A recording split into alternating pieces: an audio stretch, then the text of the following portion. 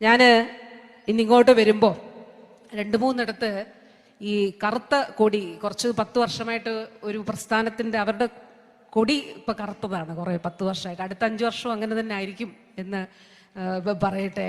അപ്പോൾ ഇങ്ങനെ ഇതുമായിട്ട് ചാടുന്നത് കണ്ടോ? എന്തിനാണ് ഈ നാട്ടിലെ നിസ്സഹായരായിട്ടുള്ള ആളുകളെ ചേർത്ത് പിടിച്ചാണ് ഈ സർക്കാർ മുന്നോട്ട് പോകുന്നത്. 2016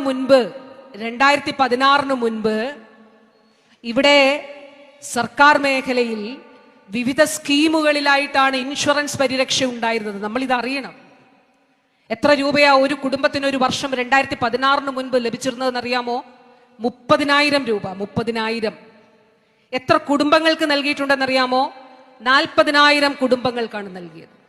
കഴിഞ്ഞ സർക്കാരിന്റെ കാലഘട്ടത്തിൽ 2019 നമ്മൾ സ്റ്റേറ്റ് ഹെൽത്ത് ഏജൻസി ഇവിടെ ആരംഭിച്ചു. സ്റ്റേറ്റ് ഹെൽത്ത് ഏജൻസി അന്ന് 40,000 കുടുംബങ്ങളായിരുന്നെങ്കിൽ എൻ്റെ പ്രിയപ്പെട്ടവരെ, ഇന്ന് കേരള സംസ്ഥാനത്ത് നമ്മൾ ജീവിക്കുന്ന ഈ കേരള സംസ്ഥാനത്ത് അന്നത്തെ 40,000 കുടുംബങ്ങളുടെ സ്ഥാനത്ത് 42.5 ലക്ഷം കുടുംബങ്ങൾ ഇൻഷുറൻസ് പരിരക്ഷ ഉള്ളവരാണ്.